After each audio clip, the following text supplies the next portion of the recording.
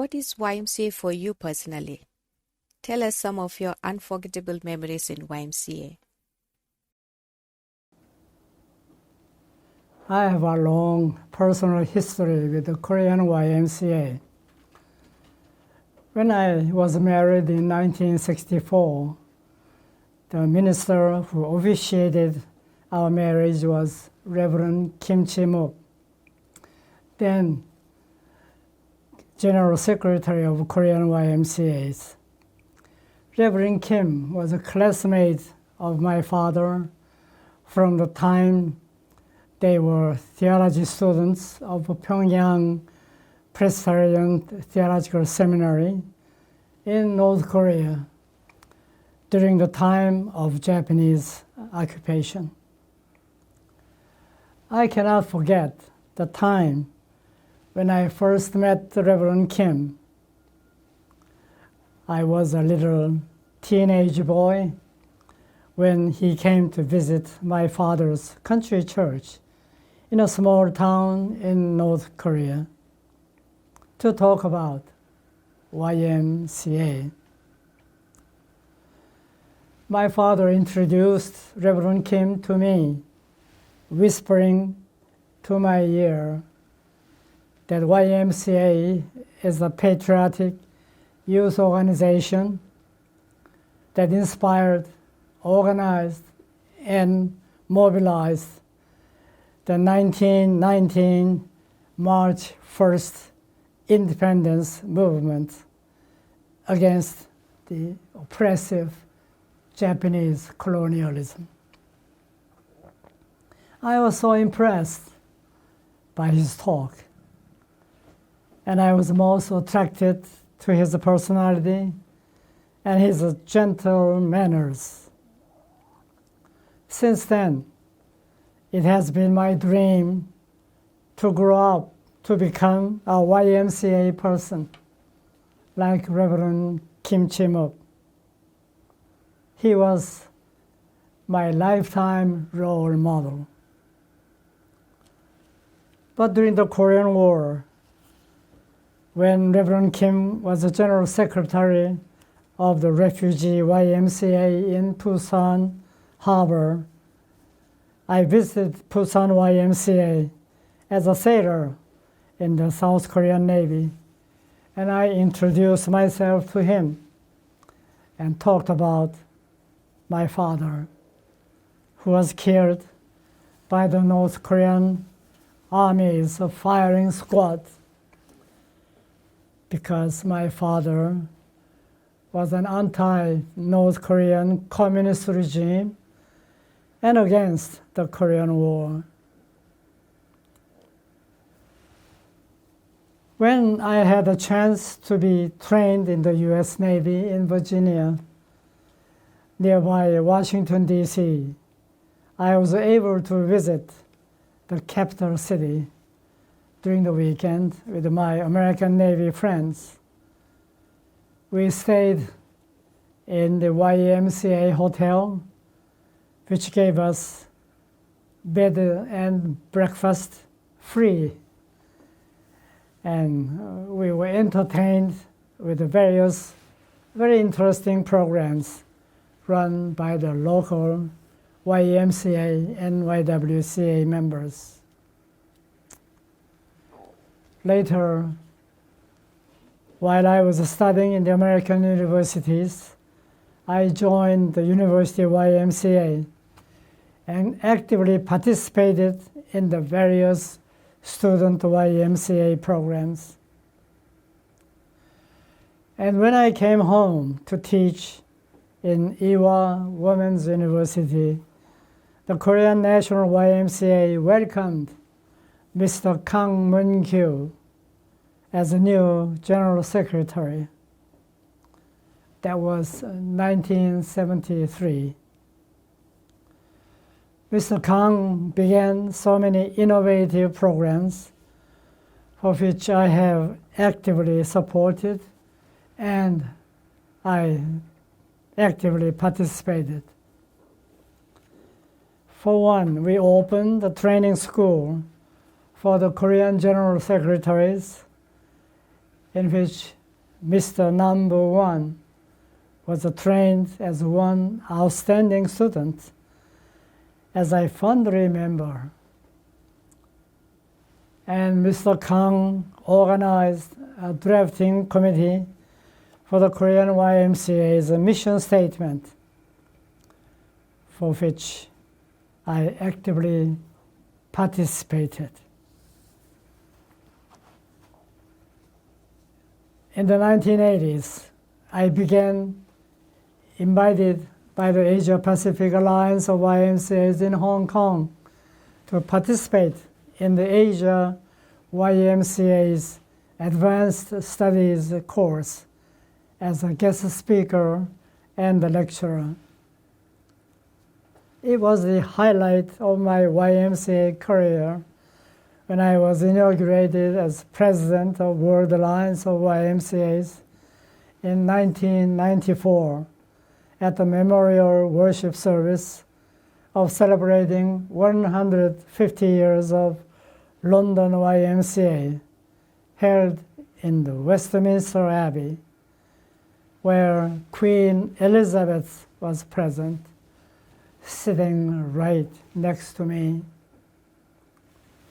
As the president of World YMCAs, I was able to visit YMCAs all around the world and met YMCA people, visiting various programs and talking about the Christian identity of YMCA, as well as about the new YMCA mission statement for the 21st century. In 1998, at the end of my tenure of World YMCA president, the Challenge 21, the new YMCA mission statement, was officially adopted at the 14th World Council in Frechen, Germany, to complete my mission for the World YMCA. The Challenge 21 took some 8 years of hard work since I was named to be the chair of the drafting committee in the General Council of 1990 in South Korea. It was the most memorable work for me to carry on the hard work from the stage of the first draft of the statement and to the point when it was passed. YMCA celebrating its 177th anniversary in 2021 amid the COVID-19 pandemic. What should be the role of the YMCA in responding to the challenges?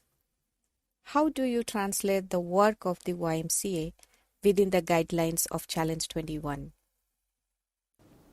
I think it is so prophetic that the Challenge 21 declared that it seeks to share Christian idea of building human community of justice with love, peace, and reconciliation for the fullness of life for all creation.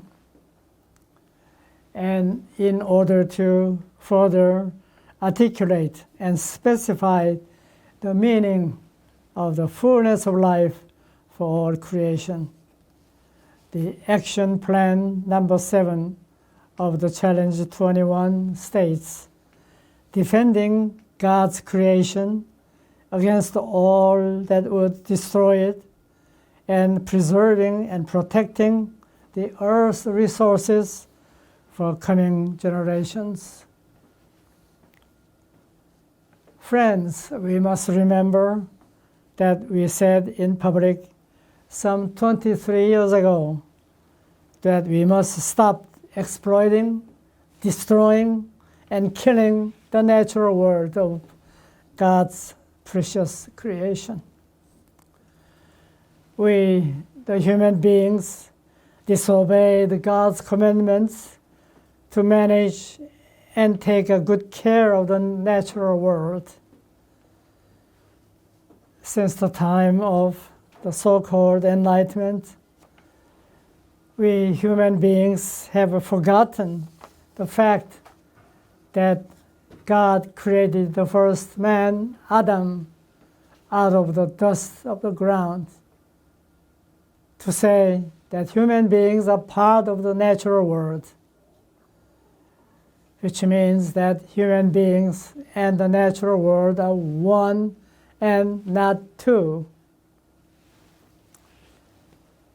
The Corona-19 pandemic crisis has begun with the first industrial movement when our YMCA forefather, George Williams, looked after the young workers who were wandering around the city of London, homeless and hungry. The so-called Industrial Revolution was risen out of European capitalism, which was inspired by the Puritanism of the Protestant Reformation. Ironically, the Christian asceticism brought about the maximization of the greed for wealth and material prosperity. The Industrial Revolution has brought about the increase of a population in the cities, as the cities began crowded with young factory workers who left their farms for new jobs. With the rapid urbanization, the cities, air, and water began terribly polluted. Furthermore, the Industrial Revolution and Western capitalism began searching places for the raw materials to manufacture the commercial products and the markets to sell the industrial products. The Western capitalism was able to find overseas, as they were able to cross oceans with the development of seafaring seaboats all around the world. In order to expand the territories for finding the new materials and for new markets, Western capitalism had to arm themselves to invade other lands and nations in Africa, Asia, and Latin America with firearms and well-trained soldiers. The Western capitalism and militarism combined, the Western Empire's colonial expansion for the consumer markets and industrial raw markets, raw materials, have ended up the two world wars in the 20th century. The Western Empire's war economy has turned out to make a new wind of economic development in the so-called Third World, the former Western nations' colonies. The rampant ideology of economic developmentalism has followed exactly the same pattern of increasing the city population, destruction of environment, and the gap between the rich and poor. And on top of these 3 years of developmentalism, the Yale University's Professor Frank Snowden adds medical capitalism, which has ignored the prevention of epidemics. Basically, the cause of our present suffering from the COVID-19 epidemics is human greed, the human greed for money and worship of mammon, as our saint teacher Buddha has taught us a long time ago. One of the strong legacies of World YMCA is its characteristics of youth-led and youth-focused movement. How do you interpret the relevance of this legacy now? In addition, women membership and their services contributions within YMCA increased drastically.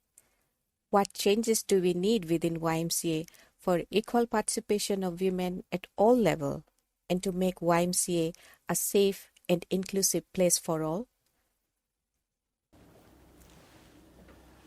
Up until the end of the 20th century, YMCA and YWCA was separate and independent Christian youth organizations.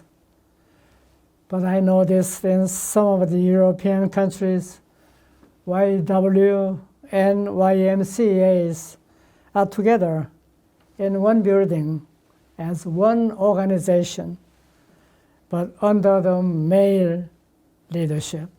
But now, women's membership and leadership in YMCAs around the world have increased, as you said, and strengthened. So much so that we may have to think about changing our name, like YW/MC or YM/WCA, or maybe Young People's Christian Association, or CYA, namely Christian Youth Association. And you are right about the fact that YMCA has been youth-focused and youth-led Christian movement and organization. As the Challenge 21 specifically states, that YMCA should empower all, especially young people and women, to take increased responsibility and assume leadership at all levels, working towards an equitable society. I must confess that the older generations have messed up the world in the name of capitalism and economic development. The planet Earth is no longer a safe place for human beings and the created world. After and with the COVID-19 pandemic crisis, even though everyone gets the coronavirus shots, we cannot come to live like the time before the pandemic.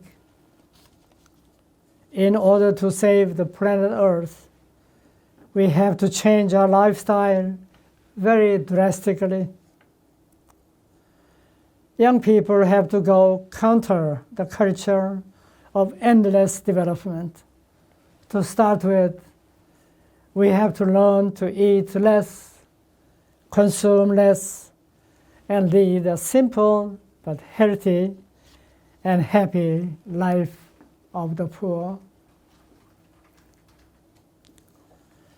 To close our interview today, I would like to meditate on the words of Jesus Christ, who blessed the poor in Matthew 5:3 and Luke chapter 6, verse 20, and reprimanded us by saying, "How little faith you have! No, do not ask yourself anxiously, what shall we eat? What shall we drink? What shall we wear? All these are things for the heathens to run after, not for you, because your heavenly Father knows what you need them all. Set your mind on God's kingdom and His justice before everything else, and all the rest will come to you as well." Matthew chapter 6, verses 21 through 34. Accordingly, as we celebrate the 177 years of YMCA today, we must remember once again our Paris basis, which states that YMCA has our efforts for the extension of God's kingdom amongst the young men and young women, and for justice with love, peace, and reconciliation for the fullness of life for all creation. Thank you.